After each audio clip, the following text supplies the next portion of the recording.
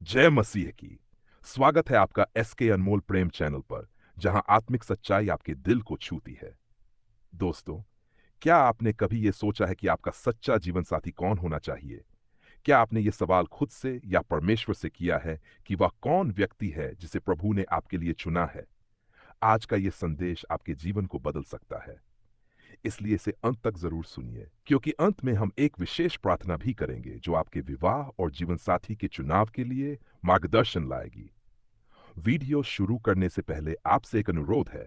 कृपया इस वीडियो को अभी लाइक करें, चैनल को सब्सक्राइब करें और कमेंट में आमेन लिखकर बताएं कि आप भी परमेश्वर से अपने जीवन साथी के लिए दिशा चाहते हैं। इस वीडियो को शेयर करें ताकि औरों को भी ये आशीष मिले। अब आइए हम बाइबल की रोशनी में समझें कि कैसे हम जान सकते हैं कि कौन व्यक्ति हमारा सच्चा जीवन साथी है।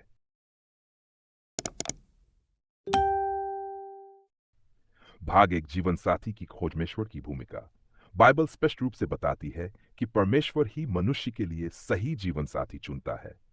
उत्पत्ति अध्याय 2 पद 18 में लिखा है, यह अच्छा नहीं कि मनुष्य अकेला रहे, मैं उसके लिए एक सहायक बनाऊं जो उसके योग्य हो। परमेश्वर ने आदम के लिए हव्वा को बनाया। यह इस बात का प्रमाण है कि परमेश्वर ही हमारे जीवन साथी की योजना बनाता है। जब हम परमेश्वर पर भरोसा करते हैं और उससे मार्गदर्शन मांगते हैं, तो वह हमें सही दिशा दिखाता है। नीतिवचन अध्याय 19 पद 14 में लिखा है, घर और धन तो पिताओं से मिलते हैं, परंतु समझदार पत्नी यहोवा की ओर से होती है। इसका मतलब है कि एक अच्छा जीवन साथी हमारे अपने प्रयासों से नहीं, बल्कि यहोवा की ओर से होता है। भाग 2, जीवन साथी चुनने में आत्मिक समानता का महत्व। बाइबल कहती है कि दो लोग एक साथ तब तक नहीं चल सकते जब तक कि वे सहमत न हों। आमोस अध्याय 3 पद 3 में लिखा है, क्या दो जन साथ चल सकते हैं यदि वे परस्पर सहमत न हों? ये जीवन साथी के चुनाव में बहुत महत्वपूर्ण है।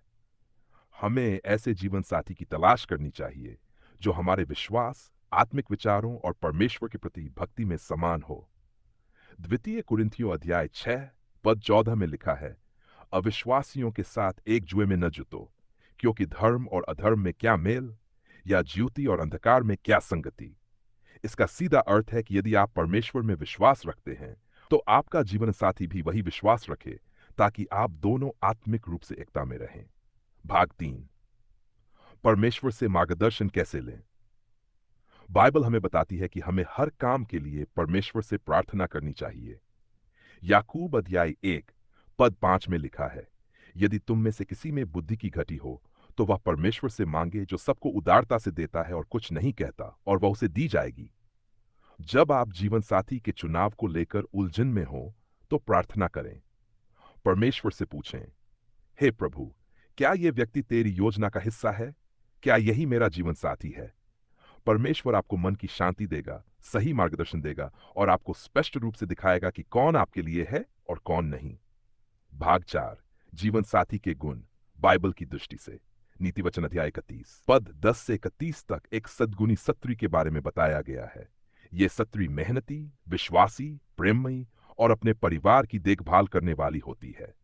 इसी प्रकार इफिसियों अध्याय 5 पद 25 में पुरुषों के लिए लिखा है, हे पतियों, अपनी अपनी पत्नी से वैसे ही प्रेम रखो जैसे मसीह ने कलीसिया से प्रेम करके अपने आप को उसके लिए दे दिया। इसका अर्थ है कि एक सच्चा जीवन साथी वह है जो मसीह की तरह प्रेम करता है, निस्वार्थ, समर्पण और सेवा के साथ। भाग 5, क्या संकेत मिल सकते हैं कि वह व्यक्ति आपका जीवन साथी है? जब आप प्रार्थना करते हैं और परमेश्वर पर भरोसा रखते हैं, तो आपको कुछ बातें समझ में आने लगती हैं। वह व्यक्ति आपको परमेश्वर के और करीब लाता है। उसके साथ आपको आत्मिक शांति मिलती है। वह आपको मसीही जीवन में समर्थन और प्रेरणा देता है। आपके निर्णयों में वह ईश्वर की इच्छा को प्राथमिकता देता है। आपके परिवार और आत्मिक सलाहकार भी उस रिश्ते में परमेश्वर की योजना को महसूस करते हैं। इन सभी बातों का होना यह दर्शाता है कि शायद वह व्यक्ति परमेश्वर की योजना में आपके लिए चुना गया जीवन साथी हो। भाग 6, संयम और धैर्य का महत्व। भजन संहिता अध्याय 37 पद 7 में लिखा है, यहोवा के सम्मुख चुपचाप रह और उसकी बात जोहता रह। यदि आपने अभी तक जीवन साथी नहीं पाया है, तो निराश न हो।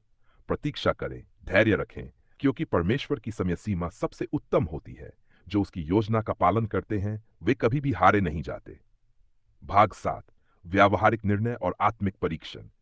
जीवन साथी का चुनाव केवल भावनाओं से नहीं होना चाहिए, बल्कि आत्मिक पक्ष के साथ होना चाहिए। प्रथम थिस्सलुनीकियों अध्याय 5 पद 21 कहता है, सब बातों की जांच पड़ताल करो, जो अच्छी है उसे पकड़े रहो। किसी व्यक्ति से विवाह करने से पहले ये जांचें, क्या वह परमेश्वर से डरता है? क्या वह अपने माता पिता और समाज के प्रति जिम्मेदार है? क्या वह आपकी आत्मिक यात्रा में सहायक होगा? क्या आप दोनों मिलकर परमेश्वर की सेवा कर सकते हैं? ये जांच आत्मिक दृष्टि से करना अत्यंत आवश्यक है। अंतिम भाग, एक गवाही, परमेश्वर कैसे सही जीवन साथी देता है। बहुत से लोगों की गवाही है कि जब उन्होंने अपने जीवन साथी को खुद चुनने की जगह परमेश्वर की योजना को स्वीकार किया, तब उनके विवाह में आशीष आई। एक महिला ने गवाही दी कि उसने वर्षों तक प्रार्थना की, और जब प्रभु ने उसके लिए जीवन साथी भेजा, तो वह बिल्कुल उसकी आत्मिक आवश्यकताओं के अनुसार था। आपके लिए भी ऐसा ही हो सकता है। बस परमेश्वर पर भरोसा कीजिए। अब अंत में करें एक सामर्थी प्रार्थना जीवन साथी के लिए। हे स्वर्गीय पिता, मैं तेरा धन्यवाद करता हूं कि तू मेरे जीवन के हर क्षेत्र में मेरी अगुवाई करता है। हे प्रभु, तू जानता है कि मेरी इच्छाएं क्या हैं, लेकिन मैं चाहता हूं कि तेरी इच्छा पूरी हो। हे यीशु, मुझे वह दृष्टि दे जिससे मैं अपने जीवन साथी को तेरी योजना के अनुसार पहचान सकूं। मुझे संयम, धैर्य और बुद्धि दे कि मैं जल्दबाजी न करूं। यदि मैं किसी गलत दिशा में जा रहा हूं तो मुझे रोक दे। यदि तूने किसी को मेरे लिए चुना है तो मेरे हृदय में उसकी पुष्टि कर और मेरे मार्ग में उसे ला। मेरे भविष्य के जीवन साथी को भी आज आशीष दे। उसकी रक्षा कर, उसकी आत्मिक उन्नति कर और उसे तेरे प्रेम में बढ़ा। यीशु के नाम में मैं ये प्रार्थना करता हूं। अगर यह संदेश आपके दिल को छू गया हो तो अभी इस वीडियो को लाइक कीजिए, कमेंट में प्रभु तू मेरा मार्गदर्शक है लिखिए, और इस वीडियो को अपने दोस्तों व परिवार से जरूर शेयर कीजिए।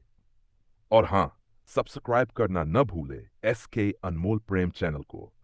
आपका जीवन साथी प्रभु के समय पर उसकी योजना के अनुसार आपके जीवन में जरूर आएगा। प्रभु आपको आशीष दे।